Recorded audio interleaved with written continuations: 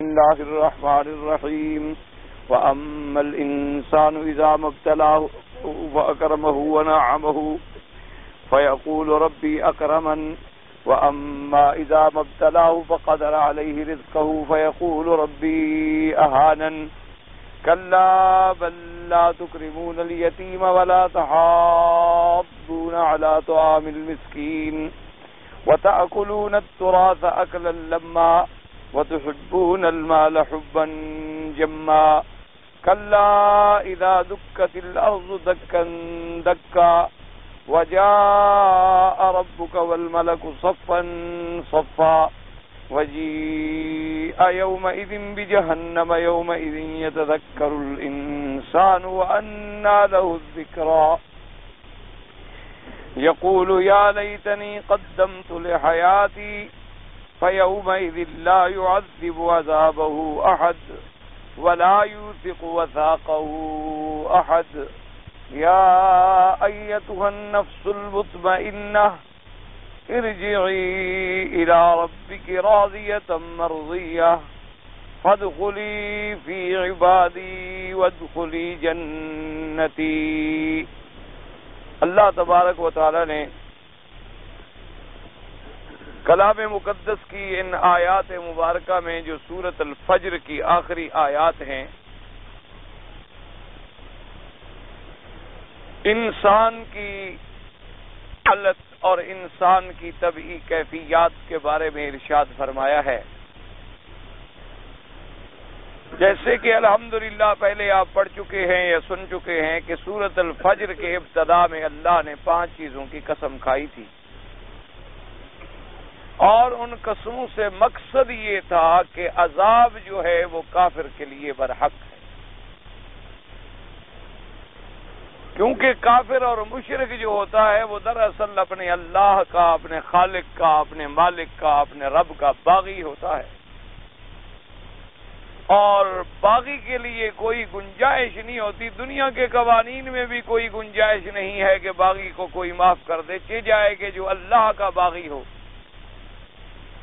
اس لیے 5 چیزوں کی قسم کھائی گئی تھی، والفجر ولیال عشر، ایک قسم کھائی گئی صبح کی، اور عشرہ ذی الحجہ کی، ذی الحج کی 10 راتوں کی، اور اسی طرح ذی الحجہ کی 12ویں کی اور ذی الحجہ کی 13ویں تاریخ کی، والشفع والوتر جفت اور طاق کی، جو راجح قول مبارک یہی تھا۔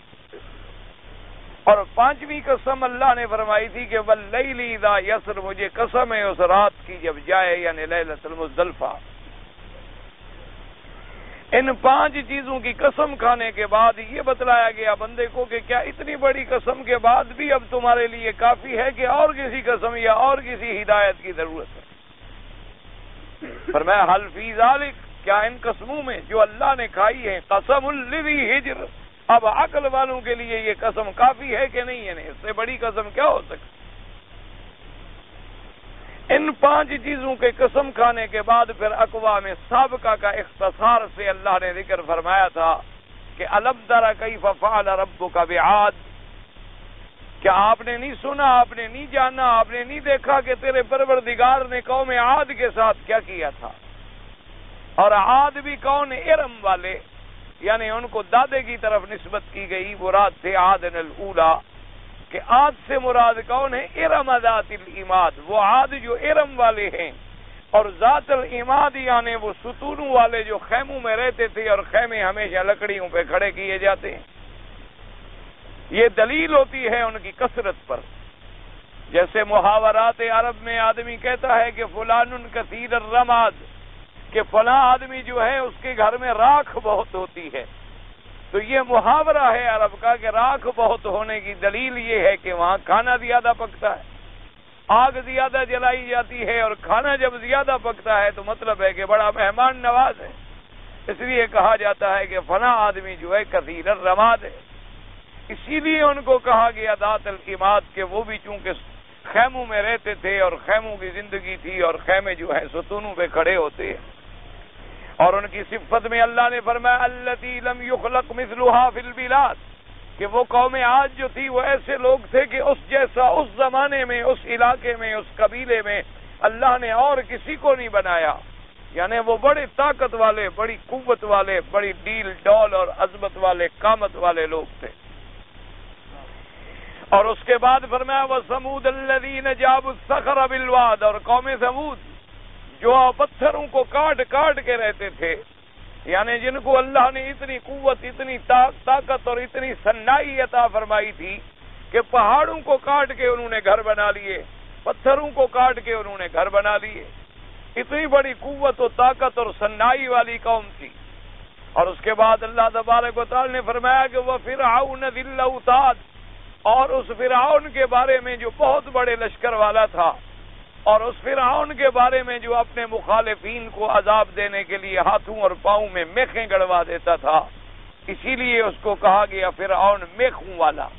بعد نے فرمایا میخوں والے سے مراد یہ ہے کہ اس کا ملک بڑا مستحکم تھا، حکومت بڑی مستحکم تھی، جیسے میخیں لگا کے کسی چیز کو جما دیا جاتا ہے، یعنی اس کا بڑا کنٹرول تھا اور بڑا استحکام تھا۔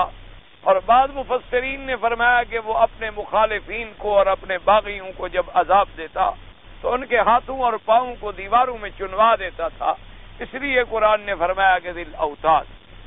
لیکن ان تمام قوموں کا جرم کیا تھا؟ الذین طغوا فی البلاد، اللہ نے فرمایا کہ جنہوں نے شہروں میں طغیانی مچا رکھی تھی، فاکثروا فیہا الفساد، اور جنہوں نے فساد پھیلا دیا تھا پورے ملک میں، کہ ہر قسم کے جرائم پہ وہ قومیں عادی ہو گئی تھیں، اللہ تبارک و تعالیٰ کی نافرمانی، عقیدے کی اندر غلطیاں اور شرک اور کفر، انبیاء کے خلاف استہزاء، اللہ کے قرآن اور اللہ کی آیات سے انکار اور اعراض، اور پھر بد عملیوں کی انتہا ہو گئی۔ تو جب انہوں نے زمانے میں فساد پھیلا دیا تو آگے اللہ نے ایک لفظ فرما دیا، اللہ نے فرمایا فَصَبَّ عَلَيْهِمْ رَبُّكَ صَوْتَ عَذَابٍ، کہ جب وہ قومیں حد سے بڑھ گئیں، جب وہ قومیں سرکشی اور تمرد اور عصیان میں اور فساد میں آگے نکل گئی تو اللہ نے بھی ان پر اپنے عذاب کا کوڑا برسا دیا، کہ ان کو ایسا ہلاک و برباد کر دیا کہ ان کا اب کوئی نام و نشان بھی باقی نہیں۔ کسی پر اللہ نے ہوا مسلط فرما دی، کسی کو اللہ تبارک و تعالی نے دریا میں غرق کر دیا، کسی کو اللہ تبارک و تعالی نے جبریل امین کی آواز سے ہلاک کر ڈالا۔ فرمایا ان ربک لبالمرصاد، اللہ پاک نے فرمایا میرے مدنی صلی اللہ علیہ وسلم ان قوموں کے احوال ذکر کرنے کے بعد آپ بھی اپنی امت کو بتلا دیں کہ تیرا رب جو ہے وہ گھات لگائے بیٹھا ہے، یعنی ہر چیز اس کے علم میں ہے۔ جیسے ان قوموں نے سرکشی کی تھی، جیسے ان قوموں نے فساد پھیلائے تھے، جیسے ان قوموں نے طغیانی اختیار کی تھی، اگر آپ کی امت بھی ایسا کرے گی تو ہم ان پر بھی عذاب ڈالیں گے۔ چیزیں ذکر کرنے کے بعد پھر ان آیات میں اللہ نے بتایا کہ یہ قومیں ایسا کیوں کرتی ہیں کہ جب اللہ ان کو پیدا فرماتے ہیں، اللہ کی مخلوق ہیں، اللہ نے ان کو انسان بنایا، اللہ نے ان کو صحت دی، قوت دی، اولاد دی، طاقت دی، رہنے کے لیے زمین دی، اوپر آسمان جیسی چھت عطا فرمائی، ستارے تارے نظام سب ان کے تابع کر دیا، پھر یہ اللہ کے نافرمان کیوں بن جاتے ہیں؟ تو فرمایا کہ انسان جو ہے دراصل اس کے اندر دو بیماریاں جو ہیں اس کی جبلی بیماریاں ہیں۔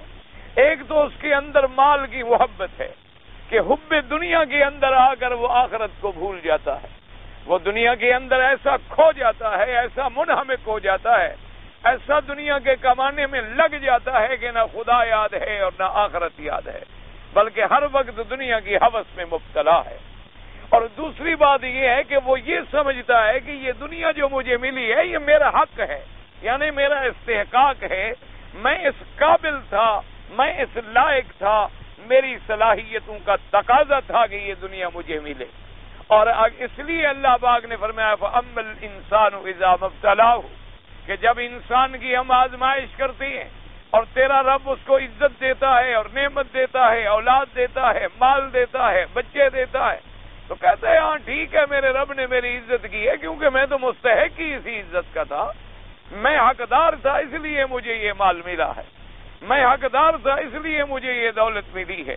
اور فرمایا کہ کبھی کبھی ہم یوں بھی آزماتے ہیں کہ اما اذا مبتلاہ فقدر علیہ رزقہ، اور کبھی تیرے رب نے آزمائش کی اور اس کے رزق کو کھینچ لیا یا چھین لیا یا تنگ کر لیا، جیسے فرماتے ہیں اللہ یبسط الرزق لمن یشاء ویقدر، اللہ جب چاہیں کسی کے رزق کو کھول دیں اور چاہیں تو کسی کے رزق کو تنگ کر دیں۔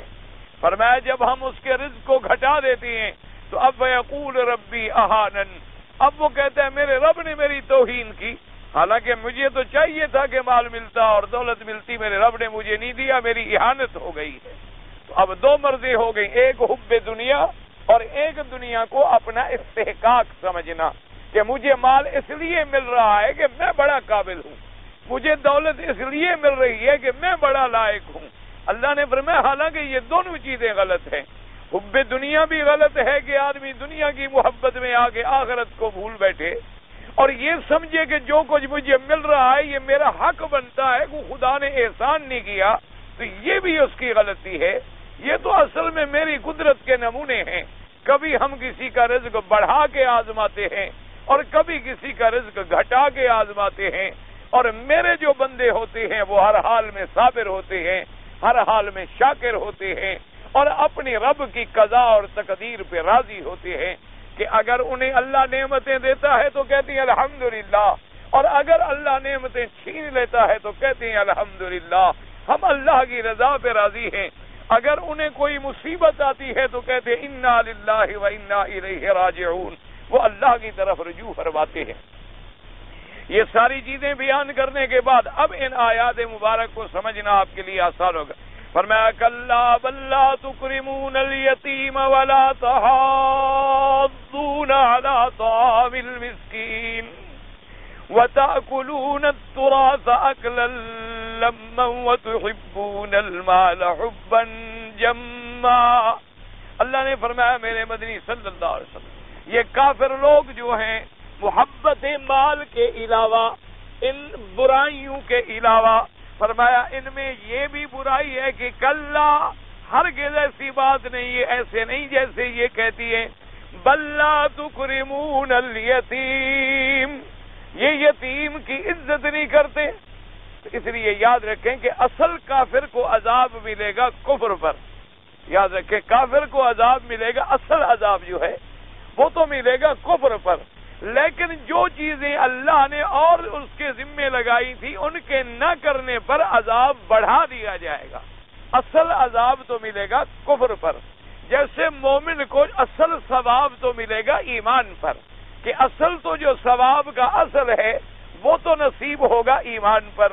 اب اعمال صالحہ جتنے بڑھتے جائیں گے تو ثواب بھی اتنی بڑھتا جائے گا۔ واضح بات ہے، ایک آدمی نے ایک حج کیا، ایک آدمی نے 100 حج کیا، ایک آدمی نے 1 نفل پڑھی، ایک آدمی نے 100 نفل پڑھی، ایک آدمی نے 1 طواف کیا، ایک آدمی نے 100 طواف کیا، ایک آدمی نے 1 قرآن کا ختم کیا، ایک آدمی نے 100 قرآن کا ختم کیا۔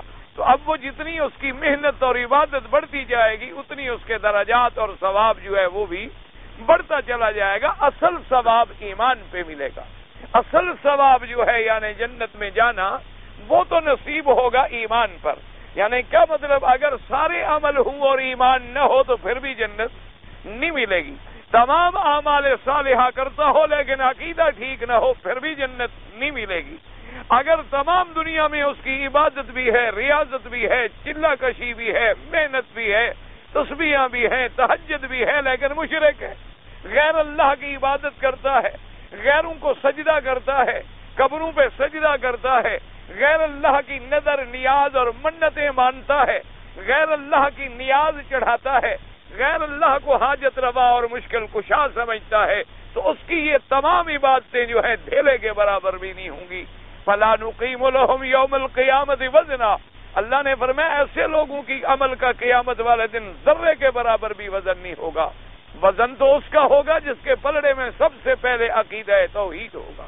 اس لیے حدیث پاک میں آتا ہے، اور حدیث بطاقہ بڑی مشہور حدیث مبارک ہے، اللہ پاک نے قیامت والے دن اپنے ایک بندے کو یہ معاملات اللہ نمونے کے طور پہ پیش فرما دیتے ہیں تاکہ ان کے بندوں کے لیے عبرت اور ہدایت کا ذریعہ بنے۔ ایک آدمی کو کھڑا کیا گیا اور اس کے سامنے اس کے گناہوں کے سجلات رکھے گئے کہ تمام رجسٹر گناہوں سے بھرے ہوئے ہیں، اور نامہ عمل کے وزن ہونے کا وقت آیا تو اس بندے نے عرض کیا پروردگار عالم، میرے نیکیوں کے پلڑے میں تو کچھ ہے ہی نہیں، اور میرے گناہوں کے پلڑے میں اتنے بڑے بڑے رجسٹر ہیں، وزن کرنے کی ضرورت ہی نہیں ہے، صاف معلوم ہے کہ میں مستحق نہیں ہوں مگر جہنم کا۔ اللہ نے فرمایا میرے بندے، میں اپنے بندوں سے کبھی ظلم نہیں کرتا، میں اپنے بندوں سے کبھی ناانصافی نہیں کرتا۔ وما ربک بظلام للعبید، اللہ کی ذات اپنے بندوں پہ ذرے کے برابر بھی ظلم نہیں فرماتی، وہ ظلم سے پاک ہیں، وہ صفت نقصان سے پاک ہیں۔ فرمایا کہ ہم انصاف کریں گے، اللہ تبارک و تعالی حکم دیں گے فرشتوں کو کہ اس کے نیکیوں کے پلڑے میں جو اس کی نیکی ہے وہ بھی لے آؤ، تو ایک چھوٹا سا پرچہ کاغذ کا لایا جائے گا۔ اب ایک طرف سجلات ہیں اور ایک طرف چھوٹا سا پرچہ کاغذ کا ہے، لیکن جب اس کو وزن کیا جائے گا تو وہ پرچہ بھاری ہو جائے گا اور سجلات جو ہیں وہ ہلکے پڑ جائیں گے۔ تو اب وہ حیران ہوگا کہ یار اب یہ میرا کون سا عمل ہے جو اتنا بڑا بھاری ہو گیا اور ان سب اعمال کو ختم کر گیا، مجھے دکھا تو دے میں اپنے عمل کو دیکھ لوں۔ تو جب دیکھے گا تو اس میں ہوگا لا الہ الا اللہ محمد الرسول اللہ۔ اللہ نے فرمایا میرے بندے جو تو نے کلمہ توحید پڑھا تھا اور توحید پہ تیری موت آ گئی، باقی گناہ تمہارے ہم نے سارے معاف کر دیے۔ وہ کلمہ توحید اگر ایک پلڑے میں آ جائے، اس لیے یاد رکھیں صرف اس کا معنی یہ نہیں کہ کلمہ پڑھتا رہے اور قبر پہ سجدہ بھی کرتا رہے، کلمہ پڑھتا رہے اور نظر حسین اور نیاز حسین بھی چڑھاتا رہے، قبر پہ اور جناب کلمہ بھی پڑھتا رہے، لا الہ بھی کہتا رہے اور غیروں کو بھی پکارتا رہے، کلمہ بھی پڑھتا رہے اور غیروں کو حاجت روا اور مشکل کشا اور ان سے اولادیں بھی مانگتا رہے، وہ تو شرک ہے، مشرک ہے۔ اس کا معنی یہ ہوتا ہے کہ صحیح معنی میں وہ توحید پہ عامل تھا اور توحید پہ ہی اس کو موت آئی، یعنی اس کے عقیدے میں کوئی جھول نہیں تھا، اعمال میں غلطیاں تھیں، گناہ تھے، لیکن عقیدہ اس کا بڑا مضبوط تھا۔ تو اس لیے فرمایا کہ یاد رکھیں اصل ثواب ملے گا ایمان پہ اور زیادی ثواب ملے گی عمل پہ۔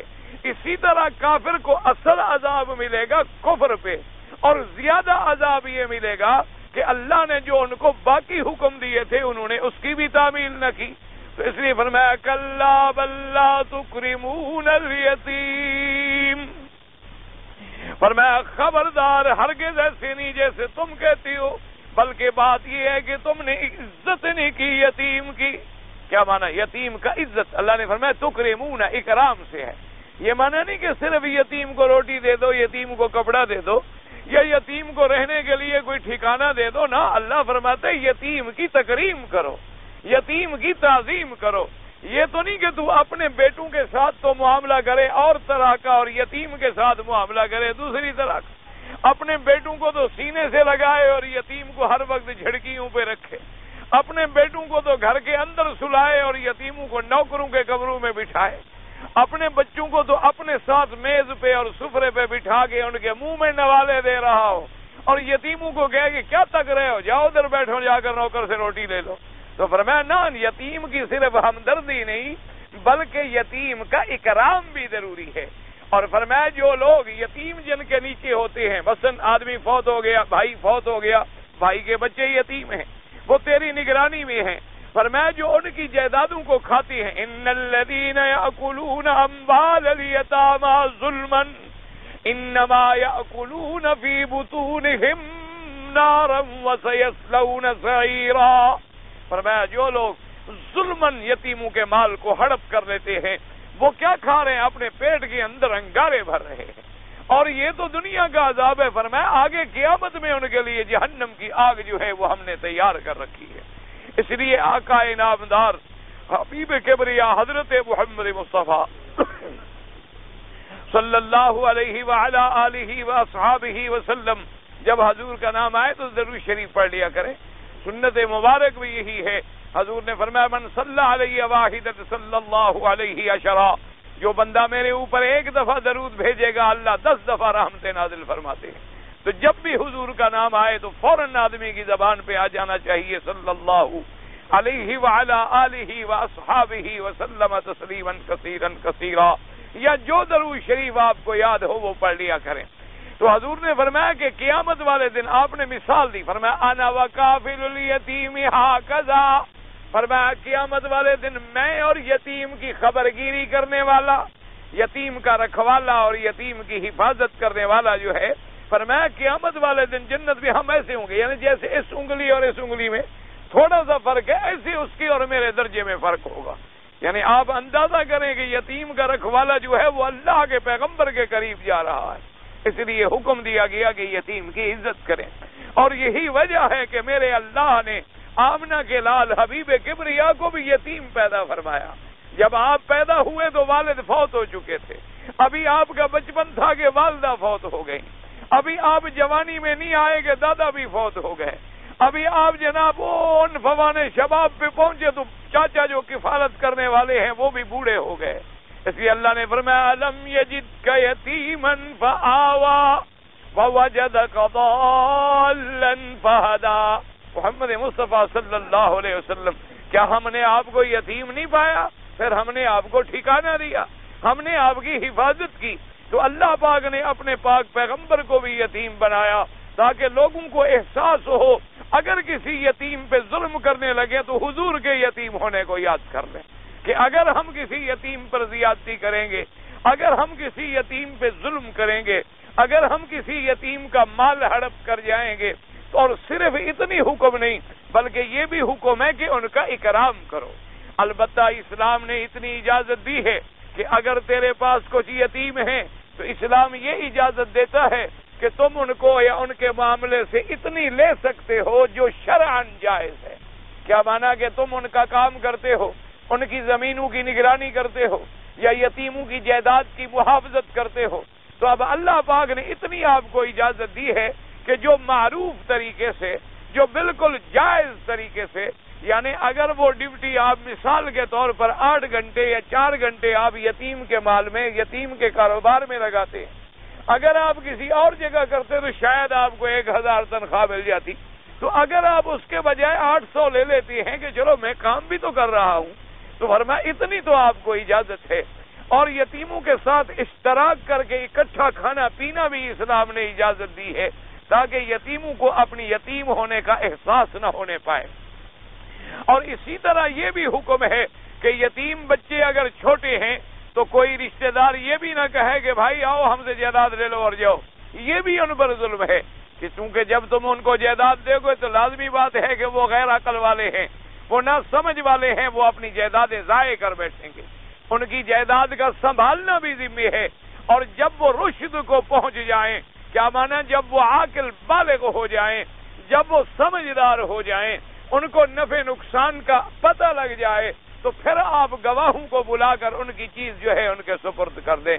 اور اسی طرح حضور پاک صلی اللہ علیہ وسلم نے فرمایا کہ اگر تیرے گھر میں کوئی یتیم لڑکی ایسی ہے کہ تم اس کے ساتھ نکاح کرنا چاہتے ہو تو یہ بھی زیادتی ہوگی کہ چلو جی اپنے گھر کی بیٹی ہے، اس کے لیے کیا مہر دینا ہے یا اس کے لیے کون سا ہم نے انتظام کرنا ہے، پہلے بھی تو ہم کھلا پلا رہے ہیں۔ فرمایا ایسا ظلم بالکل نہ کرو، بلکہ اس یتیم بچی کو بھی اتنی حق دو جتنی تم اپنی بچی کو حق دیتے۔ اگر تیری بچی کہیں نکاح کیا جائے تو تم کیا مطالبہ کرتے، تم ان سے کیا کیا چیزیں حاصل کرتے، تو اس بچی کا حق بھی اتنی ادا کرو تاکہ اس پر کسی قسم کا ظلم نہ ہونے پائے۔ اللہ نے فرمایا ایک مرض تم میں یہ ہے کہ تم یتیموں کی عزت نہیں کرتے، اور دوسری فرمایا کلا بل لا تکرمون الیتیم ولا تحاضون علی طعام المسکین۔ اللہ نے فرمایا کہ کافروں کی حالت دیکھو میرے مدنی محمد مصطفیٰ صلی اللہ علیہ وسلم، ایک تو یتیم کی عزت نہیں کرتے، اس میں اشارہ ہو گیا کہ ان کافروں میں اگر عقل ہوتا میرے مدنی کو نبی نہ مانتے، میرے مدنی پاک کی رسالت نہ مانتے، میرے مدنی پاک کی شان نہ مانتے، میرے مدنی پاک کی عظمت کے قائل نہ ہوتے، لیکن ان کے قوم میں سے حضور یتیم بھی تو تھے، کم از کم اسی وجہ سے حضور کی عزت کر لیتے، اسی وجہ سے حضور کا اکرام کر لیتے۔ یہ تو نہ کرتے کہ بجائے یتیم کا احترام کرنے میں حضور کے راستے میں کانٹے بچھا دیتے، یہ تو نہ کرتے کہ حضور پہ پتھروں کی برسات کر دیتے، یہ تو نہ کرتے کہ حضور پاک کے پاؤں مبارک لہو نہان کر دیتے، یہ تو نہ کرتے کہ حضور کو اللہ کے گھر میں مساجد اور عبادت سے بھی روک دیتے۔ فرمایا وَلَا تَحَاضُّونَ عَلَىٰ طَعَامِ الْمِسْكِينِ۔ اب دوسری مرض کیا ہے؟ وَلَا تَحَاضُّونَ، اللہ نے فرمایا یہ دوسرے کو بھی توجیہ اور ترغیب نہیں دیتے کہ بھی مسکین کو کھانا کھلا دو، یعنی دوسروں کو بھی توجہ نہیں دلاتے، دوسرے کو بھی تحدید نہیں فرماتے کرتے، دوسروں کو بھی ترغیب۔ اب اس میں بات آ گئی کہ خود تو نہیں کھلاتے نا، جو دوسروں کو نہ کہے وہ خود کیا کھلائے گا؟ اور میں خود تو مسکین کو کھلانا درکنار رہا، یہ کسی دوسرے کو بھی توجہ نہیں دلاتے، کسی دوسرے کو بھی نہیں کہتے کہ بھی وہ غریب ہے، مسکین ہے اور تمہیں سب کچھ ملا ہوا ہے۔ یہ بھی ان کی بہت بڑی بیماری ہے۔ لیکن یاد رکھیں یہ خطاب جتنا آیات میں آ رہا ہے وہ کافروں کو ہے، لیکن یہ خطاب کیوں کیے جاتے ہیں؟ اللہ کے قرآن سے عبرت پکڑیں۔ ہم مسلمان اپنے گریباں میں جھانکیں کہ کیا ہم میں کوئی ایسی بیماری تو نہیں کہ ہم بھی یتیموں پہ ظلم کر رہے ہوں؟ کیا ہم میں ایسی بیماری تو نہیں کہ ہم یتیموں کے مال کھا رہے ہوں؟ کیا ہم میں ایسی بیماری تو نہیں کہ ہم یتیموں کی توہین کر رہے ہوں؟ کیا ہمارے اندر ایسی بیماری تو نہیں کہ ولا تحاضون علی طعام المسکین، کہ غریب ہے اور بھوکا ہے، نہ ہم اس کو خود کھانا کھلاتے ہیں اور نہ دوسروں کو کھلانے کی ترغیب دیتے ہیں۔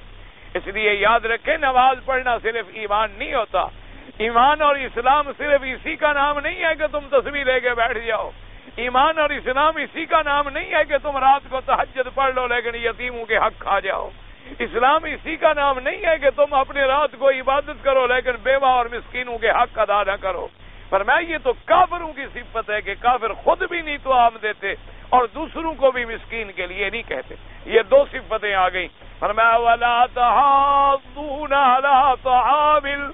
عَلَىٰ طَعَامِ الْمِسْكِينِ وَتَأْكُلُونَ التُّرَاثَ أَكْلًا لَمًّا۔ تراث مانا میراث، لما مانا جمع، لما کہتی ہیں لما شملکم، تمہاری جو اللہ تبارک تعالیٰ جو ہے جمع کر دے، تو فرمایا وَتَأْكُلُونَ التُّرَاثَ أَكْلًا لَمًّا، اور تم کھاتے ہو میراث کا مال جمع کر کے سارا کھا جانا۔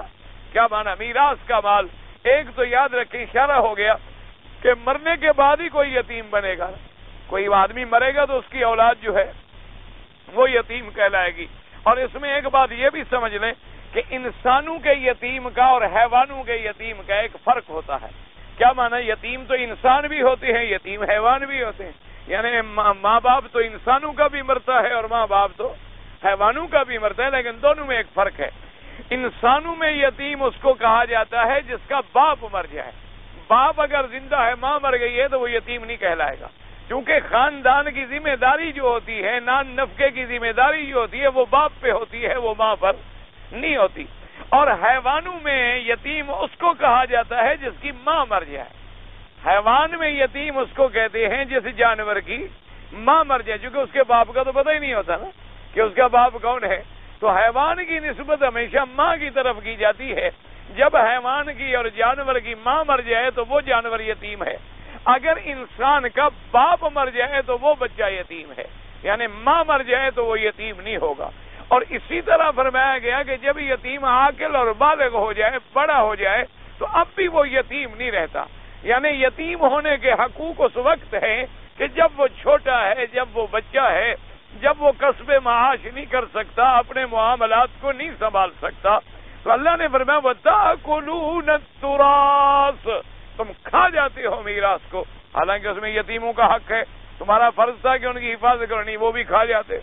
اور بعض علماء نے فرمایا کہ میراث کا اشارہ اس طرح کیا گیا کہ مال میراث پہ نظر رکھنا جو ہے یہ بڑی ذلت کی بات ہے، کہ بھئی آدمی صرف اسی انتظار میں بیٹھا ہے کہ باپ کب مرتا ہے اور میں جائیداد کا وارث کب بنتا ہوں، ہر وقت اسی فکر میں ہے۔ دوست پوچھتے ہیں بھی کیا حال ہے بھئی آج کل تمہارے، کہتے یار وہ بڈھا بڑا ہوا ہے سانپ بن کے، اپنے باپ کو کہتے ہیں بڈھا بڑا ہوا ہے سانپ بن کے، پتہ نہیں کل مرے آج مرے، جان ہی نہیں چھوڑ رہا۔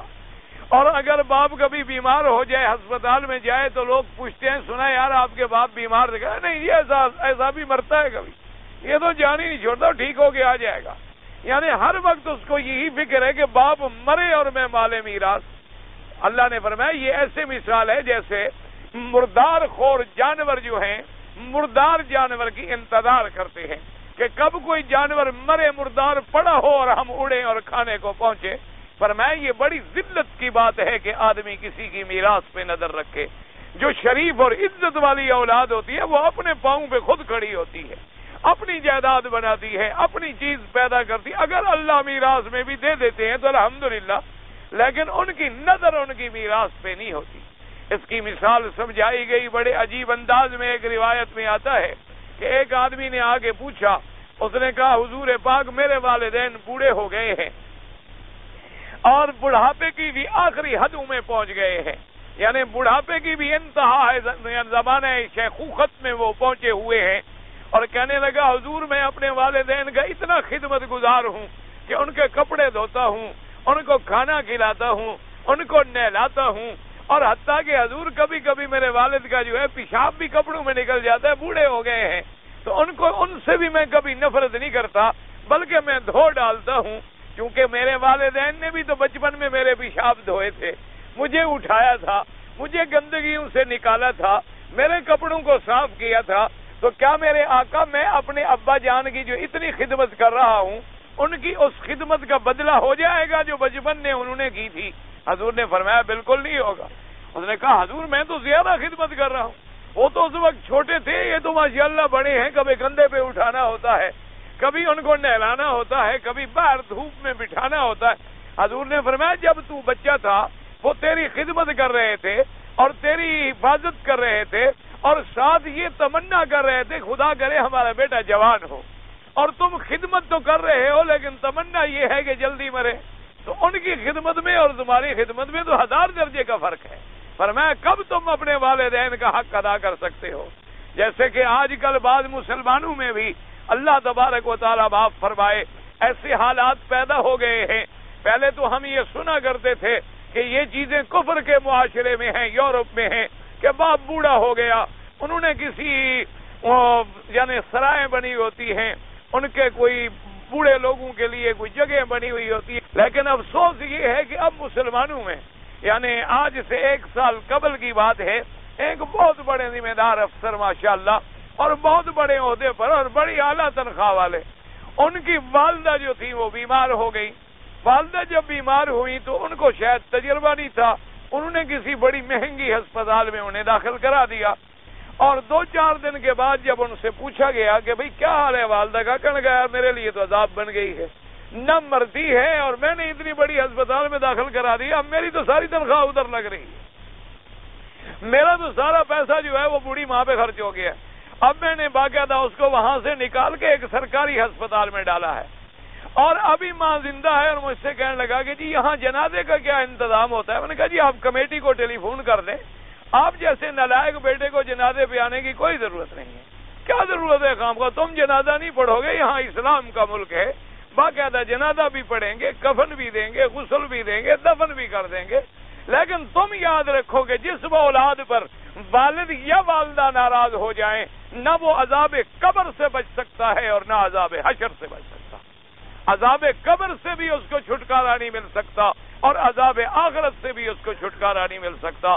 والدین کی رضا کا اتنا بڑا مرتبہ ہے کہ اللہ نے فرمایا کہ میرے حق کے بعد اگر کوئی حق ہے تو وہ والدین کا حق ہے. فرمایا وَاعْبُدُوا اللَّهَ وَلَا تُشْرِكُوا بِهِ شَيْئًا وَبِالْوَالِدَيْنِ إِحْسَانًا. فرمایا میری عبادت کرو اور میری ذات کے ساتھ کسی کو شریک نہ کرو اور والدین سے بھلائی کرو. حتیٰ کہ اتنا حکم دیا گیا وَصَاحِبْهُمَا فِي الدُّنْيَا بِمَعْرُوفٍ کہ دنیا کے اندر اپنے والدین کے ساتھ انتہائی خوش اخلاقی سے پیش آؤ. حتیٰ کہ حضور نے فرمایا اگر تیرے والدین کافر ہیں پھر بھی ان کی خدمت کرو, تیرے والدین اگر مشرک ہیں پھر بھی ان کی عزت کرو. حتیٰ کہ سیدنا ابراہیم الخلیل اللہ کے پاک پیغمبر ہیں, خلیل اللہ ہیں. دیکھیں کہ باپ کہتا ہے لَإِن لَّمْ تَنْتَهِ لَأَرْجُمَنَّكَ وَاهْجُرْنِي مَلِيًّا کہ ابراہیم اگر تم اپنی توحید کے نعرے سے باز نہ آئے, اگر تم نے میرے بتوں کی مخالفت کی, میں تمہیں پتھر ماروں گا, میں تمہیں سزا دوں گا, میں تمہیں گھر سے نکال دوں گا. لیکن آگے ابراہیم کہتے ہیں سلام علیک, ابا تیرے اوپر اللہ کی طرف سے سلامتی ہے. سأستغفر لک ربی, میں اپنے اللہ سے تیرے لیے بخشش مانگتا رہوں گا تاکہ میرا اللہ تجھے معاف فرما دے. یعنی والد گالیاں دے رہے ہیں اور بیٹا کہتے یا ابتی یا ابتی یا ابتی. اس لیے اسلام نے حکم دیا وَخْفِضْ لَهُمَا جَنَاحَ الذُّلِّ, تم اپنی گردن جو ہے ان کے آگے خم کر دو, اپنے بازو جو ہیں اپنے ان کے آگے جھکا دو, اپنے آپ کو ان کے آگے بچھا دو اور ان کے آگے کبھی اف بھی نہ کرو. کوئی بات کرے تو کبھی اکڑ کے بھی جواب نہ دو, کوئی بات کرے تو کبھی چھڑک سے بات نہ کرو، بلکہ جو بھی کہیں وہ قل لہما قولا کریما، بڑے حسن خلق سے والدین کو پیش آؤ۔ حتیٰ کہ سیدہ ام حبیبہ رضی اللہ تعالی عنہا، ان کے والد ابی سفیان جو بعد میں الحمدللہ اسلام لے آئے، یہ کفر کے زمانے کی بات ہے، وہ اپنی بیٹی کو ملنے آئے مدینہ منورہ میں، تو بی بی صاحبہ نے حضور سے مسئلہ پوچھا، کہا کہ یا رسول اللہ صلی اللہ علیہ وسلم، میرے ابا مکے سے آئے ہیں ملنے کے لیے اور وہ مشرک ہیں، وہ کافر ہیں، اور میں بیوی ہوں محمد مصطفیٰ کی، آپ مجھے بتلائیں کہ میں اپنے والد سے کیا سلوک کروں؟ آپ نے فرمایا سیدھی اب آ کے، آپ نے فرمایا ام حبیبہ اپنے باپ کی عزت کرو، اپنے باپ کی خدمت کرو، اپنے باپ کا احترام کرو، اپنے باپ کی فرما برداری کرو۔ اس لیے ہمیشہ یاد رکھیں، فرمایا کہ جن لوگوں کی نظر صرف میراث کے مال پہ ہوتی ہے، ان کی مثال ایسی ہے جیسے وہ جانور جو مردار پہ نظر رکھتے ہیں کہ کوئی مرے اور مجھے میراث ملے، کوئی مرے اور مجھے مال ملے۔ فرمایا ایسی بات کرنا اور پھر سارے کا سارا کھا جانا، اس میں نہ حلال کی تمیز ہو نہ حرام کی، نہ اپنے حصے کا پتہ ہو نہ دوسرے حصوں کا، یہ کافروں کی عادات تھی۔ اللہ معاف فرمائے، آپ بھی ٹھنڈے دل سے غور کریں کہ کیا آج مسلمانوں میں تو یہ عالم نہیں ہے؟ کافر پہلے زمانے میں لڑکیوں کو حصہ نہیں دیتے تھے، وہ کہتے تھے کہ لڑکی جنگ میں ہمارا ساتھ نہیں دیتی، لڑکی ہمارے ساتھ دشمن کا مقابلہ نہیں کرتی، لڑکی کمائی میں ہمارے ساتھ شریک نہیں ہوتی، ہم میراث میں کیوں شریک کریں؟ یہ ہمارا تھوڑا احسان ہے کہ ہم نے لڑکی کو پالا ہے، پوسا ہے، کھلایا ہے، جب میراث ہوتا تو ان کو محروم کر دیتے، اور جو چھوٹے بچے ہوتے ان کو بھی محروم کر دیتے۔ وہ کہتے میراث کا حق صرف اسی کو ملتا ہے جو برابر میں ہمارے ساتھ لڑائیوں میں شریک ہوتا ہو۔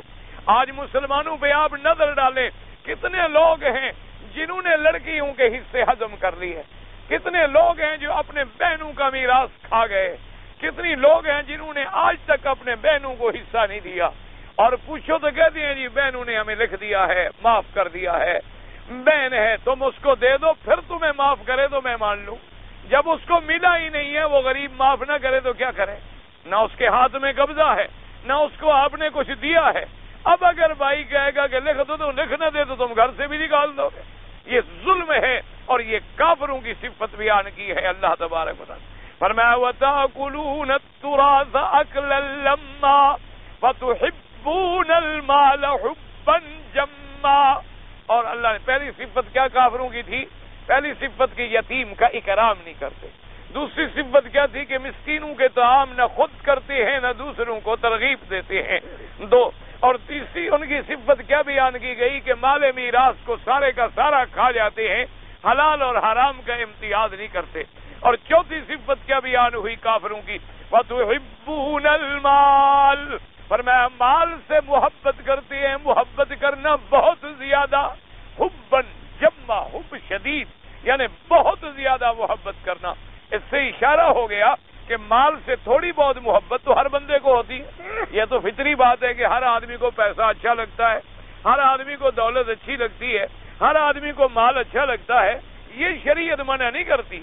شریعت منع یہ کرتی ہے کہ اتنی شدید محبت کرے مال سے کہ ہر وقت جیسے وہ ہمارے محاورے میں کہتے ہیں کہ جی فلاں آدمی کا کیا حال ہے، کہتے ہیں 99 کے پھیر میں ہے، یعنی ہر وقت 99 کو 100 بنا رہا ہے، نہ نماز کا ہوش ہے، نہ روزے کا ہوش ہے، نہ کوئی فکر ہے، ہر وقت دولت کی فکر ہے۔ اب اسی پہ ذرا آپ اور ہم اندازہ کریں کتنے ہمارے لوگ ہیں جو وطن چھوڑ کے، والدین کو چھوڑ کے، بیوی بچوں کو چھوڑ کے یہاں آئے ہوئے ہیں، کس لیے آئے ہوئے ہیں؟ صرف پیسے لے، صرف اس لیے کہ ہمیں پیسے مل جائیں، ہمیں تنخواہ مل جائے، اگر 1000 بھی مل گیا تو گویا کہ ہم نے 7000 کما لیا، اگر 2000 مل جائے گا تو گویا ہم نے 14000 روپے اکٹھے کر لیے، صرف مال کی محبت میں۔ والدین کے حقوق بھی ختم ہیں، بیویوں کے حقوق بھی ختم ہیں، عزیزوں کے حقوق بھی ختم ہیں، اور یہاں آنے کے بعد اس دولت کی حوث میں ایسے پڑے ہوئے ہیں کہ نمازیں بھی ختم ہیں، اللہ کے حرم کی حاضری بھی ختم ہے۔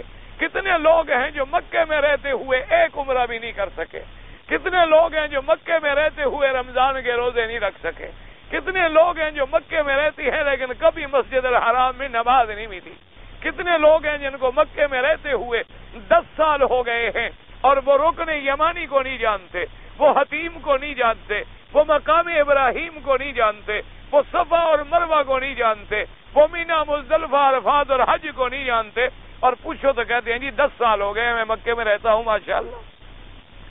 وجہ کیا ہے کہ ہر وقت دنیا کی ایک تڑپ ہے، دنیا کی ایک تلاش ہے، اور دنیا کی ایک محبت ہے۔ اس محبت نے ایسا اندھا کر دیا ہے کہ کسی اور جگہ ان کی نظر ہی نہیں جاتی، نہ انہیں یہ خیال ہے کہ ہم نے قرآن پڑھنا ہے 24 گھنٹے۔ وجہ کیا ہے کہ ایسی ایسی ڈیوٹیاں بنا دی ہیں، جیسے کہ ایک آدمی نے مجھ سے باقاعدہ سوال پوچھا، اس نے کہا کہ جناب چونکہ میری ڈیوٹی ایسی ہے اور میں کچھ اپنے حالات کے پیش نظر آج کل جو ہے وہ ڈبل ڈیوٹی کر رہا ہوں، اور کہنے لگا ڈبل ڈیوٹی کرنے سے نتیجہ یہ ہوتا ہے کہ صبح کی نماز میں نہیں پڑھ سکتا، صبح کی نماز جو ہے وہ میری نہیں ہو سکتی، کیونکہ جب میں ڈیوٹی سے واپس آتا ہوں ڈیوٹی کر کے رات کو 2 بجے ڈیوٹی ختم ہوتی ہے، اور جہاں میری ڈیوٹی ہے گھر پہنچتے پہنچتے 3 یا 3:30 ہو جاتے ہیں، اور سو جاتا ہوں تو لازمی بات ہے کہ 2 گھنٹے کے بعد میں کیسے اٹھ کے نماز پڑھوں، اور اگر میں نماز پڑھوں تو پھر یہ ہے کہ دوبارہ سو نہیں سکتا، اور صبح پھر 8 بجے میں نے ڈیوٹی پہ جانا ہے، لہذا کوئی ایسا راستہ ہے یعنی اللہ کی نماز چھوٹ جائے لیکن ڈبل ڈیوٹی نہ چھوٹے، کوئی ایسا راستہ ہے؟ میں نے کہا ایسا مولوی کوئی اور ڈھونڈ لو، بہرحال کوئی ایسا مولوی تمہیں مل جائے جو خدا کی نماز تمہیں معاف کر دے۔ بہرحال میں تو یہ سمجھتا ہوں کہ جو ایک نماز عمدن چھوڑ دے وہ اسلام سے نکل جاتا۔ اللہ تبارک و تعالی رحمت فرمائے۔ امام احمد ابن حنبل رحمت اللہ علیہ کا فتویٰ ہے اسی پر، شیخ الاسلام ابن تیمیہ رحمت اللہ علیہ کا فتویٰ ہے اسی پر، شیخ الاسلام ابن القیم رحمت اللہ علیہ کا فتویٰ ہے اسی پر، کہ جو آدمی ایک نماز عمدن جان کر بغیر بیماری، بغیر عذر، بغیر کسی مجبوری کو چھوڑ دے، وہ فرماتے ہیں کافر ہو جاتا ہے، اور اس کا نکاح جو ہے وہ ختم ہو جاتا ہے، اور اگر وہ اسی پر چل رہا ہے تو آئندہ اولاد جو ہے وہ اولاد زنا ہوگی، اور فرماتے ہیں وہ مر جائے اس پہ جنازہ نہ پڑھا جائے، اور نہ ہی اس کو مسلمانوں کے قبرستان میں دفن کیا جائے، یعنی ایک نماز ایک۔ اب اسی سے اندازہ فرما لو کہ ہماری کتنی نمازیں چٹ ہیں، ہماری کتنی نمازیں ختم ہیں، اور اگر بفرض محال آپ نمازی ہیں تو ذرا غور کریں کہ بیگم بھی پڑھتی ہیں، اگر بیگم نماز نہیں پڑھتی تو تب بھی تو نکاح ختم، کیونکہ کسی مسلمان کا کافر سے نکاح نہیں ہو سکتا، کسی کافر مسلمان عورت کا کافر مرد سے نکاح نہیں ہو سکتا، تو اس لیے آپ انداز، یہ تو باقی ائمہ رحمت اللہ علیہ فرماتی ہیں کہ فاسق ہوتا ہے، فاجر ہوتا ہے، لیکن بہرحال اتنے بڑے امام، اور وہ اپنی طرف سے بھی نہیں کہہ رہے، وہ لفظ مبارک ہے میرے پاک نبی کے، حضور نے فرمایا من ترک الصلاۃ متعمدا فقد کفر، فرمایا جو شخص نماز چھوڑے جان کر تحقیق کافر ہو گیا، یہ لفظ ہے محمد الرسول اللہ صلی اللہ علیہ وسلم، اور حضور نے فرمایا الصلاۃ صلۃ بین العبد و بین الرب، نماز جو ہے بندے اور اللہ کے درمیان میں ایک صلہ ہے، یعنی جیسے رسی جوڑ رہی ہے بندے کو اپنے رب سے، جب تم نے نماز چھوڑی تو گویا تیرا رب سے صلہ ٹوٹ گیا، تو جب بندے کا رب سے تعلق ٹوٹ گیا تو باقی بندہ کیا رہا؟ جب بندہ خدا کا بندہ ہی نہ رہا تو وہ تو ایمان سے ویسے نکل گیا۔ اسی طرح حضور پاک نے فرمایا کہ میں حکم دوں لوگوں کو نماز کے لیے، لوگ نماز میں کھڑے ہوں، تکبیر ہو جائے، اور میں دیکھوں جو لوگ جماعت میں نہیں آئے، فرمایا ان کے گھروں کو جا کر میں محمد مدنی اپنے ہاتھوں سے آگ لگا دوں۔ اور اس سے بھی امام نے استدلال پکڑا کہ آگ کا عذاب جو ہے صرف کافروں کو ہوتا ہے، تو حضور نے فرمایا نماز نہ پڑھنے والوں کے گھروں کو آگ لگا دوں، تو حضور نے گویا ان کو مسلمان نہیں سمجھا۔ اسی طرح سے انہوں نے استدلال کیا کہ جب حضرت ابی بکر کے زمانے میں زکوٰۃ کا انکار ہوا تو سیدنا ابی بکر نے فرمایا اگر کوئی ایک رسی زکوٰۃ میں دیتا تھا وہ نہیں دے گا تو میں قتال کروں گا، تو انہوں نے فرمایا جیسے زکوٰۃ فرض ہے نماز تو اس سے زیادہ فرض ہے۔ اور اسی طرح اندازہ کریں کہ تمام احکام لانے والے جو ہیں وہ اللہ کے جبریل ہیں، اور نماز ایک ایسی عبادت ہے جو خود محمد مصطفیٰ لائے ہیں۔ معراج کی رات میں اللہ نے خود فرض فرمائی اور آمنہ کے لال یہ خود لے کر آئے۔ اب اسی سے اندازہ فرما لو میرے عزیز کہ آج ہماری نمازوں کا کیا حال ہے۔ اس کو دین نہیں کہتے کہ آپ 12 ربیع الاول کو جھنڈیاں لگا لیں، اس کو دین نہیں کہتے کہ آپ 27 رجب کو معراج منا لیں، اس کو دین نہیں کہتے کہ 15 شعبان کی رات میں آپ دیگیں پکا لیں، اس کو دین نہیں کہتے کہ 10 محرم کے دن آپ سیاہ کپڑے پہن لیں، اس کو دین نہیں کہتے کہ آپ 10ویں محرم کو سبیل لگا لیں۔ یہ تو یہودیوں کے اور نصرانیوں کے طریقے تھے، وہ بھی ڈے مناتے ہیں کہ عیسیٰ علیہ السلام پیدا کب ہوئے، عیسیٰ علیہ السلام سولی پہ کب چڑھے، فلانا کام کب کیا، یہ تو نصارہ کا قاعدہ ہے۔ جیسے پرسوں بھی میں اخبار میں پڑھ رہا تھا کہ ایک عیسائیوں نے کرسمس کی چھٹی نہ ملنے پر اس نے جو احتجاج کیا ہے، تو احتجاج یہ کیا کہ میں اپنے آپ کو صلیب پہ لٹکاؤں گا، یعنی صلیب کے ساتھ کھڑا ہو جائے گا، رسی باندھ کے لٹکے گا نہیں۔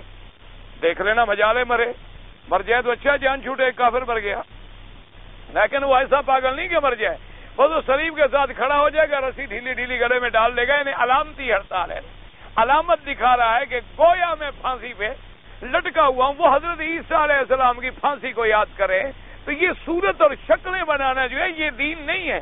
دین یہ ہے، یاد رکھو، ایمان سے کہو، جو آدمی 5 دفعہ نماز پڑھے گا، ایمان سے کہیں، مثلا 5 اگر نمازیں پڑھو تو کتنی رکعتیں بن جائیں گی؟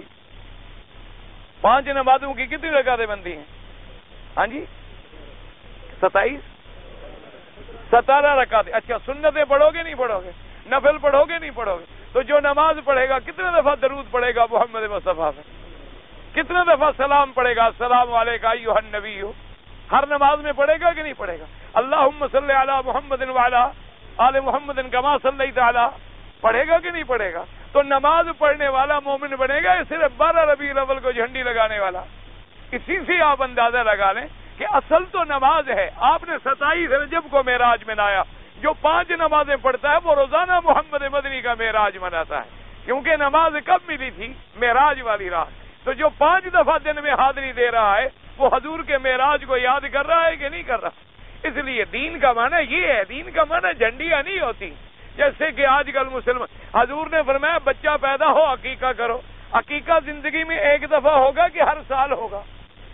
ایک دفعہ ہوگا۔ اور سال گرا، یہ ہیپی برتھ ڈے جو بناتے ہیں، یہ کس ایمان سے کہو کس کی نقل ہے؟ ہاں جی، نہ ہمارے بچے کافروں کے بچے ہیں، عیسائیوں کے بچے ہیں ہمارے گھر میں جو پیدا ہوتے ہیں، یہودیوں کے بچے ہیں، تو پھر ان کی نقل منانے کا آخر کیا مطلب؟ مجھے سمجھائیں کس کی نقل ہم منا رہے ہیں؟ سیدنا حسن کا حضور نے ہیپی برتھ ڈے منایا تھا، حسین کا رضی اللہ تعالی عنہ۔ کیا ہے کہ انگریزوں کی ہر بات کی نقل کرنا ہمارے معاشرے میں عزت کی دلیل ہے، کہ جو ایسا کرتے ہیں بڑے لوگ ہیں جی، ایٹیکیٹ ہے ان کا، اور بڑے ایڈوانس طبقے سے تعلق رکھتے ہیں۔ یہ پتہ نہیں ہے کہ یہ کفر کے علمبردار ہیں، یہ عیسائیوں کے خوشچین ہیں، یہ یہودیوں کے نقال ہیں۔ مسلمان وہ ہے جو نقل کرے محمد الرسول اللہ، مسلمان وہ ہے جو قدم قدم پہ چلے حضور کے۔ اس لیے فرمایا وَتُحِبُّونَ الْمَالَ، مال سے اتنی محبت نہ کرو کہ آدمی سے دین چھوٹ جائے۔ ایک بڑی مثال دی ہے اللہ والے نے، ایک اللہ کے ولی سے کسی نے پوچھا کہ حضرت مال سے محبت بھی ہوتی ہے، اور مال کی محبت کے بارے میں قرآن میں بڑی سخت وعیدیں بھی آئی ہیں، حالانکہ ہر آدمی کوئی بھی 100 روپیہ نکال کے پھینک دے گا۔ کسی مولوی سے کہو 100 روپیہ پھینک دے، کسی پیر سے کہو بلا 500 روپے کا نوٹ لے کے سڑک پہ، تمہارا پھینکا ہوا چاہے اٹھا لے، اپنا نہیں پھینکتا۔ اتنا پاگل نہیں بنتا نہ مولوی نہ پیر، سوال نہیں پیدا۔ تم پھینک دو تو شاید اٹھا لے، کیونکہ ان کا گزارا اسی پھینکے ہوئے پہ ہے۔ جب انہوں نے خدا کا دروازہ چھوڑ دیا ہے، اللہ نے بھی بندوں کا محتاج کر دیا۔ کبھی نظر پہ نظر ہے، کبھی نیاز پہ نظر ہے، کبھی کل پہ نظر ہے، کبھی عرس پہ نظر ہے، کبھی جمعراتوں پہ نظر ہے، کبھی ختم پہ نظر ہے، کبھی ختم صغیر پہ نظر ہے، کبھی ختم کبیر پہ نظر ہے۔ لوگوں کے مر جائیں، لوگ رو رہے ہوتے ہیں، وہ دعا کر رہے ہوتے ہیں کہ اچھا ہوا مر گیا، حالی 40 دن کی روٹی تو چلی، اللہ کرے گا اتنے میں اور بھی محلے کا کوئی مر جائے گا۔ یہ ہر وقت کیونکہ خدا کا دروازہ جو چھوڑا ہے تو اللہ نے بندوں کا محتاج کر دی، اور وہ بھی زندوں کا ان کو نصیب نہیں ہوتا، مردوں کا ملتا ہے۔ زندے کب دیتے ہیں؟ زندے کو پاگل ہو گئے ہیں کہ اپنے پیسے دیتے ہیں؟ یہ بھی اس وقت دیتے ہیں جب ان کا کوئی مر جاتا ہے، کہ جی یہ مردہ کے کپڑے ہیں، چلو یہ مولوی کو دے دو، اس کے پرانے جوتے ہیں، یہ بھی مولوی کو مارو۔ اللہ نے فرمایا جب تو نے میری توحید کو چھوڑا ہے، میں بھی تمہیں مردوں کے جوتے دلواؤں گا زندگی بھر، یہی اٹھاتے رہو گے، اور میرے بن جاؤ تو یہ سارے تیرے جوتوں میں پڑے ہوں گے، یہ ساری دنیا تیرے پاؤں کو ہاتھ لگانا بھی سعادت سمجھے۔ اور جو اللہ والے ہوتے ہیں، علماء ہوں یا اولیاء، ایمان سے کہو ساری دنیا ان کے دروازوں پہ پڑی ہوتی ہے کہ نہیں پڑی ہوتی؟ اللہ کے جو صحیح معنوں میں ولی ہیں، بادشاہ ہاتھ باندھ کے دروازے پہ کھڑے ہوتے ہیں۔ ایک بادشاہ نے لکھا ایک اللہ کے ولی کو کہ آپ مہربانی کریں، میری مجلس میں، میرے محفل میں تشریف لے آئیں، میں آپ کی زیارت کرنا چاہتا ہوں۔ تو انہوں نے فرمایا کہ میرے پاس وقت نہیں۔ بادشاہ کو جناب بڑا خیال آیا کہ بھئی میں نے بلایا ہے اور یہ عجیب بزرگ ہے کہ میرے پاس آنے سے انکار کرتا ہے. تو بعض خوش آمدی مولوی تو ہر زمانے میں ہوتے ہیں نا، درباری مولوی. بعض ہوتے ہیں نا دربار سرکار والے مولوی، جو دربار سرکار کہے سر میں سر ملا دیں گے. وہ کہیں حرام ہے تو وہ بھی کہاں سبحان اللہ حرام ہے. وہ کہیں کہ نہیں یہ حلال، کہاں ماشاء اللہ یہ واقعی حلال ہے. اور وہ کہیں کہ جناب ہم نے قبر پہ پھول چڑھانے تو حضرت ساتھ کھڑے ہو جائیں. وہ کہیں کہ ہم نے مندر میں گھنٹہ بجانے ہو گیا. ہاں جی بالکل اچھی بات ہے، کافروں کا دل نرم کرنا بھی تو ضروری تھا نا. ان کو بھی تو ہدایت دینے کا یہی طریقہ ہوتا ہے نا. ایسے مولوی ہوتے ہیں نا، یہ درباری ملا ہوتے ہیں، ان کا دین سے کوئی واسطہ نہیں ہوتا. یہ درباری سرکاری لوگ ہوتے ہیں، صرف دربار کے حاشیہ نشین. تو اس نے جناب ان مولویوں کو ڈھونڈا کہ یہ عجیب بزرگ ہے، میرے پاس نہیں آتا.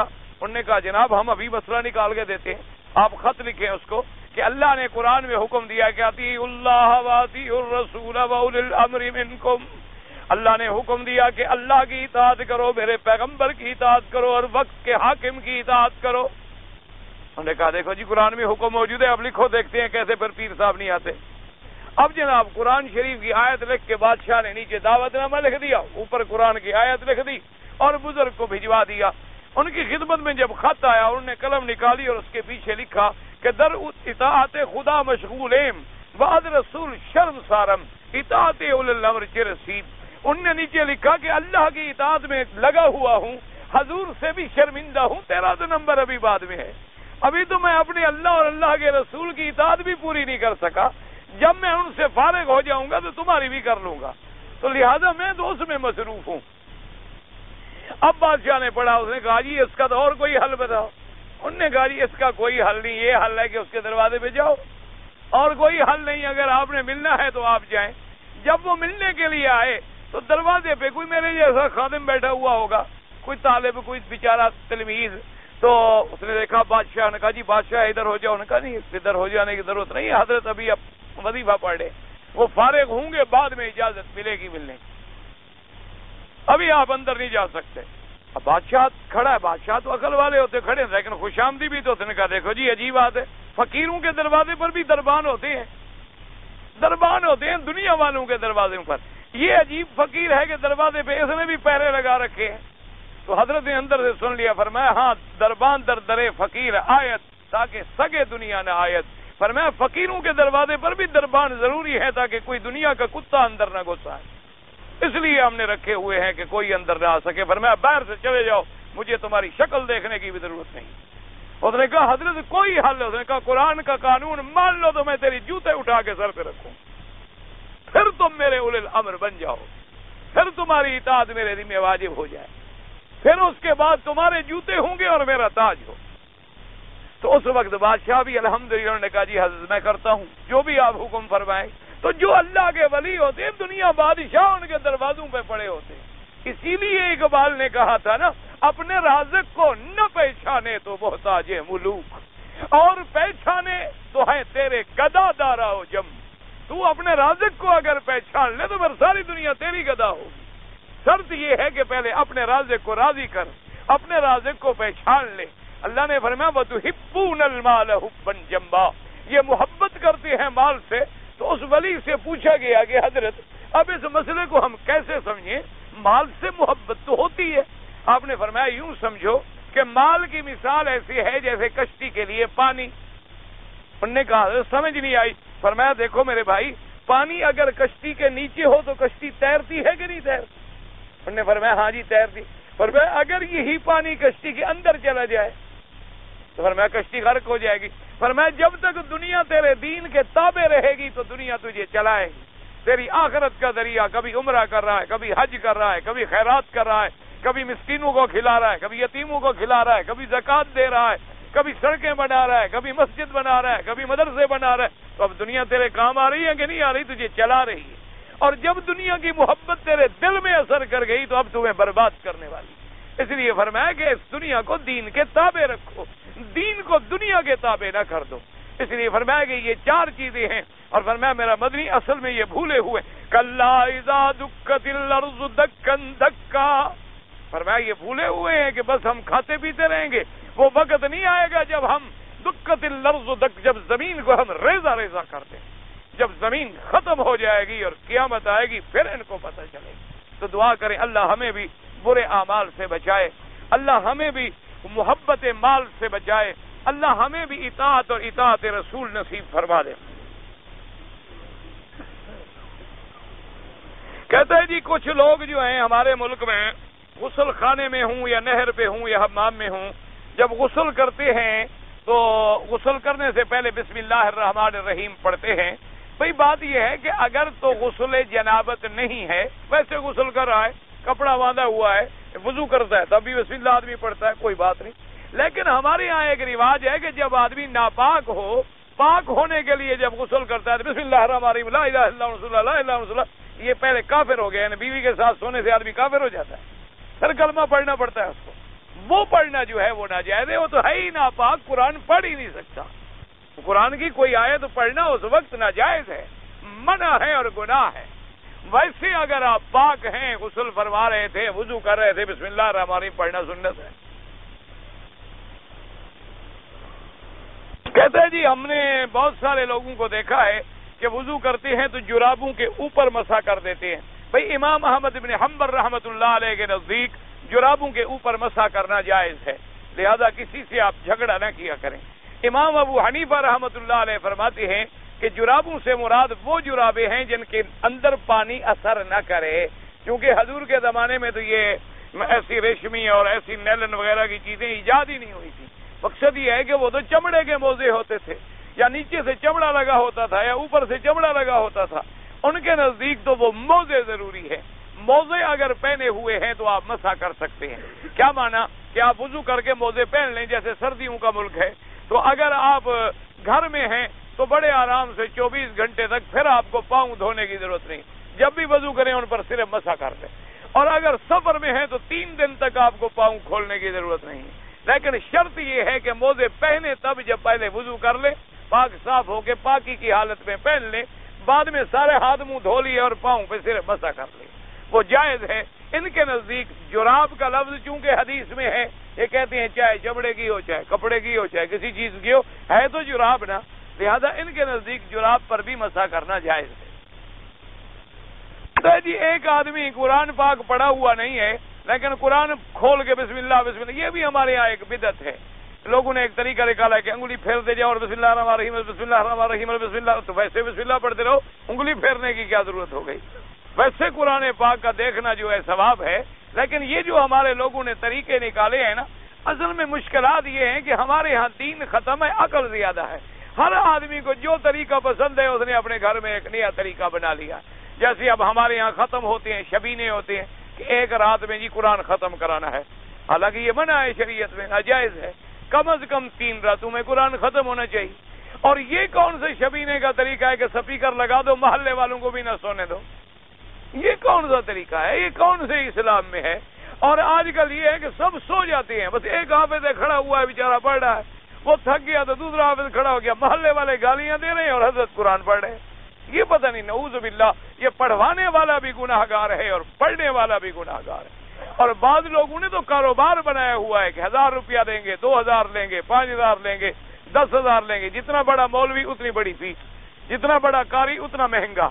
یہ انا للہ و انا الیہ راجعون، اس کا اسلام سے کوئی تعلق نہیں۔ ایسی بدعات سے بچنے کی کوشش کریں۔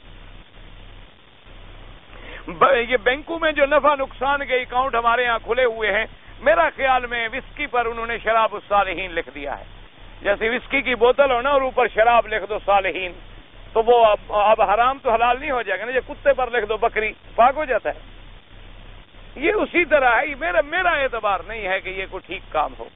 بہرحال آپ تسلی کر لیں، اگر وہ واقعی آپ کا پیسہ لے کر کسی کاروبار میں بینک لگاتا ہے، طریقہ یہ ہوتا ہے کہ ہم سے پیسے لے لے اور بینک جو ہے مزاربت پہ کام کرے، یعنی پیسہ ہمارا کام ان کا، اور وہ کسی بزنس میں ڈال دے، کپاس خرید لی، گندم خرید لی، فلاں کر لیا، بلڈنگ بنا دی، پھر جب سال کے بعد نفع آئے تقسیم کرے، جتنا آئے زیادہ ہو جائے، اگر نقصان بھی آ جائے تو ہمیں شریک کرے۔ یہ تو ہے صحیح طریقہ، لیکن جو ہمارے ہاں چل رہا ہے اس کا طریقہ مجھے یہی معلوم ہوا ہے، یہ ہے کہ ہمارے ساتھ ہو جاتا ہے طے 7%، اور وہ کسی بڑے بینک کو دے دیتے ہیں 14% پہ، سال کے بعد 14 لے لیے، 7 ہمیں دے دیے، 7 گھر رکھ لیے۔ یہ ہے نفع. مجھے جہاں تک پتہ چلا ہے خالص حرام ہے. اگر صحیح طریقے سے ہو تو اللہ جانے بھائی، میں تو دور بیٹھا ہوں. صحیح میں نے جو سنا ہے وہ عرض کر دیا. میں نے جدہ پہنچ گیا، جدہ میں نے حمام میں غسل کیا، احرام کھول دیا. تو کون سا غسل کیا؟ اب اگر تمہیں گرمی لگی تھی غسل کیا، کوئی حرج نہیں. احرام کھول دیا تو کوئی جرم نہیں ہو گیا. احرام کی چادر گر جائے، جیسے بعض لوگ ہوتے ہیں نا بکسوئے لگا لیتے ہیں. بعض لوگوں نے میں نے دیکھا بٹن لگائے ہوئے کہ احرام نہ کھلے، حالانکہ ان کو نہیں پتا کہ بکسوا لگا لو یا بٹن لگا دو تو بکری دم دینی پڑے گی. اس لیے کہ سیا ہوا کپڑا منع ہے، تو تم تو خود سی رہے ہو اس کو. جب سلا ہوئے کی تم نے شکل بنا دی تو وہ کپڑا سلا ہوا بن گیا. احرام تو پہننا اسی طرح ہے کہ وہ بندھا ہوا نہ ہو. گر گیا کھول دیا پھر پہن لیا. احرام گندا ہو گیا، بدل لیا، میلا ہو گیا، تبدیل کر لیا. لیکن تم نے غسل اگر خوشبو والے صابن سے کیا ہے پھر دم دینی پڑے گی.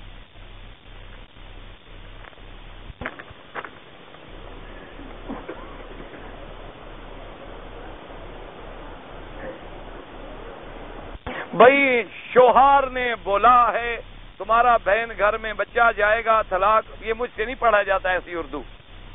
یہ اردو بھی ہے، بنگالی بھی ہے، برمی بھی ہے، عربی بھی ہے، پشتو بھی ہے. اتنی زبانیں جب مکس ہو جائیں تو سمجھنا بڑا مشکل ہے. اگر کوئی عمرے میں طواف کرتے ہوئے داہنا کندھا نکالنا بھول گیا کوئی بات نہیں.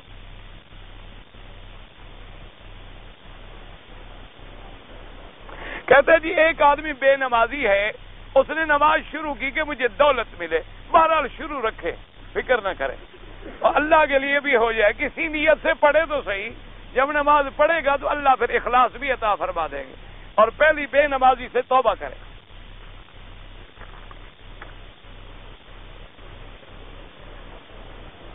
ایک پیر صاحب کے پاس لے گیا، بیعت کیا، تم جانو پیر جانے مولوی مکی کیا کرے.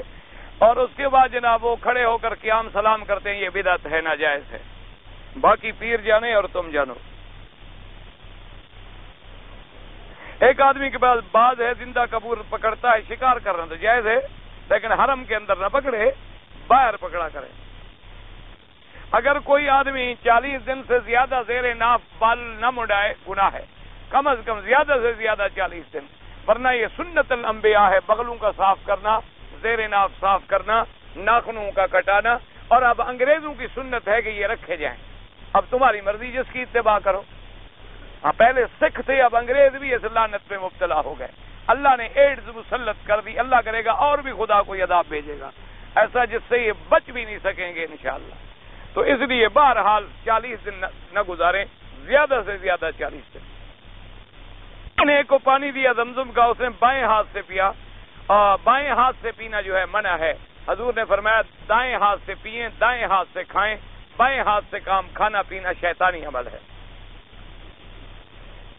کہتا ہے اس نے کہا مجھے دلیل چاہیے. تو بھائی تمام حدیثیں کھول لیں، کسی حدیث میں کھول لیں، کوئی ترمذی، مسلم، نسائی، مشکوٰۃ شریف، کوئی بھی کتاب کھول لیں. اور اس میں جب آپ دیکھیں گے کھانے کا طریقہ تو سب سے پہلے لکھا ہوگا کہ حضور ہمیشہ کان یاکل بالیمین، کہ آپ ہمیشہ دائیں ہاتھ سے کھاتے تھے اور دائیں